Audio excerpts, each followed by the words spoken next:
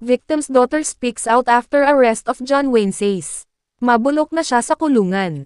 Pagsisihan niya lahat. 40-year-old Lynel Eugenio died on the spot after he was allegedly shot 4 times by former actor John Wayne says, Monday night, October 28, 2024, in Barangay Sagad, Pasig City. Puno ng galit ang pahayag ng panganay ni Lynel Eugenio laban sa dating aktor na si John Wayne says.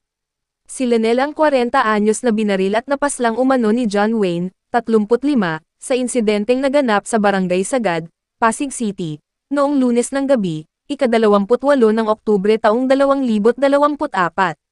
Sana mabulok na siya sa bilangguan at wala ng labasan para hindi na po siya makaperhuwisyo sa ibang mga tao. Papatay lang po ulit yan kapag umuwi siya dito, mabigat na pahayag ni Crystal Regina Eugenio, ang panganay na anak ni Lynel, sa eksklusibong panayam ng Pep.ph Philippine Entertainment Portal, ngayong Martes ng gabi, ika-29 ng Oktubre. John Wayne says being arrested by Pasig City Police after allegedly shooting to death victim Lynel Eugenio. Labis ang pagdadalamati ng 20 anyos na si Crystal sa pagpanaw ng ama, na wala umanong kalaban-laban dahil patalikod umano itong binaril ni John Wayne. Sa laysay ng anak ni Lynel, pulang-pula po ang mata ng suspect nang magkita sila ni Papa. Lasing na lasing po at bangag na bangag ang hitsura ni John Wayne, parang nakatira na siya ng shabu nung time na yun. Patalikod pong binaril ni John Wayne ang papa ko. Niretrat niya ang tatay ko, 5 putok ng baril. Pero 4 po ang tumama dahil yung isang bala, pader ang tinamaan. Ilang beses humingi ng paumanhin si Crystal habang kausap ng Pep.ph dahil lutang daw ang kanyang pakiramdam at nahihirapan siyang tanggaping wala na ang tatay niya. Lalo na't malapit daw si John Wayne sa nasira niyang ama. Himutok ni Crystal, sinasabi ng suspect na binaril niya si Papa dahil pinagpaplanuhan siya. Hindi naman po totoo yun kasi higit pa sa aming magkapatid ang turing sa kanya. Literal na magkadikit sila dahil magkababata po talaga sila. Ipinanganak po ako ng nanay ko na sila na ang magkasama. Magkapit-bahay po sila sa Barangay Sagad. Sobrang solid po ng turing ni Papa sa kanya. Halos makalimutan kami ni Papa para lang sabayan siya sa lahat. Para lang maipakita ni Papa na totoong kaibigan siya ni John Wayne. The sad news about her father's death.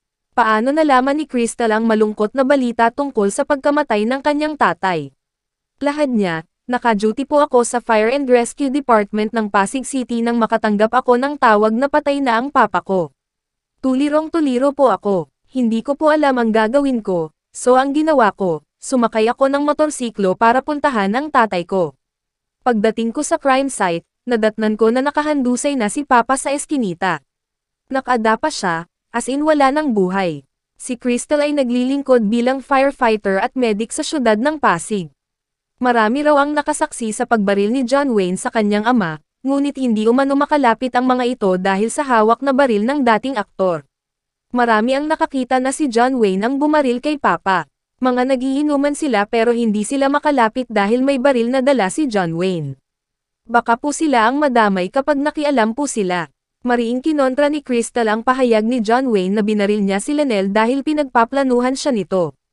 Ang sabi po ni John Wayne sa mga interview, pinagpaplanuhan siya ni Papa kaya inunahan niya. Paano siya uunahan?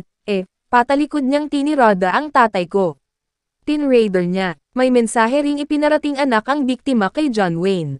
Sabi ni Crystal, isa lang ang masasabi ko sa kanya, mabulok na siya sa kulungan.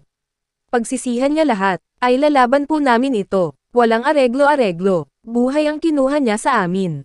Hindi lang ang buhay ko ang kanyang sinira din niya ang buhay ng 14-year-old brother ko.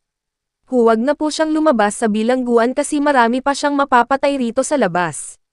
Sa totoo lang, siya lang po ang perhuwisyo sa barangay namin. Siya lang din ang may baril sa Barangay Sagad. Dagdag niya, lumong-lumo po ako sa sarili ko kasi baliwala yung pinag-aralan ko sa pagiging medic kasi hindi ko natulungan ang tatay ko. Sabi ko, para saan pa yung inaral ko, hindi ko na-apply sa papa ko.